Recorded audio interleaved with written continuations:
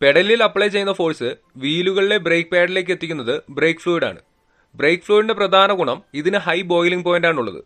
Break apply ചെയ്യുമ്പോൾ നല്ല രീതിയിൽ ഹീറ്റ് ഉണ്ടാവാനുള്ള സാഹചര്യങ്ങളുണ്ട്. ബ്രേക്ക് പാഡ് പോയി റോട്ടറിൽ അമരുമ്പോഴും അതുപോലെ ബ്രേക്ക് ഷൂ ഡ്രമ്മിൽ അമരുമ്പോഴുമെല്ലാം നല്ല രീതിയിൽ ഹീറ്റ് ഉണ്ടാകും.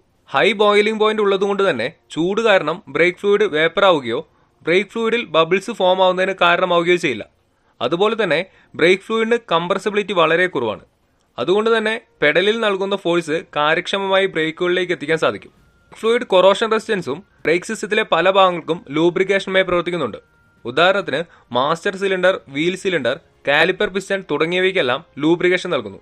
ഇതുകൊണ്ട് തന്നെ സ്മൂത്തായ ഓപ്പറേഷനും ബ്രേക്ക് സിസ്റ്റത്തിന്റെ ലൈഫ് നിലനിർത്തുന്നതിന് സാധിക്കും. ബ്രേക്ക് ഫ്ലൂയിഡ് നിർമ്മിക്കുന്നതിന് ഉപയോഗിക്കുന്ന രാസവസ്തുക്കളുടെയും അതുപോലെ പെർഫോമൻസിന്റെയും അടിസ്ഥാനത്തിൽ ബ്രേക്ക് ഫ്ലൂയിഡിനെ പല ടൈപ്പുകളെ തിരിച്ചിട്ടുണ്ട്. .3, .4, .5, .5.1 എന്നിവയാണവ. ഇതിൽ ഓരോന്നിനും അതിൻ്റെതായ സ്പെസിഫിക് പ്രോപ്പർട്ടീസും വ്യത്യസ്തമായ ഉപയോഗങ്ങളുമാണുള്ളത്. അതുകൊണ്ട് തന്നെ വാഹന നിർമ്മാതാക്കൾ പറഞ്ഞിട്ടുള്ള ബ്രേക്ക് ഫ്ലൂയിഡ് മാത്രം വാഹനത്തിൽ ഉപയോഗിക്കാൻ ശ്രമിക്കുക. ബ്രേക്ക് ഫ്ലൂയിഡ് മാറി ഒഴിക്കുന്നത് ബ്രേക്കിംഗ് പെർഫോമൻസിനെ ബാധിക്കും.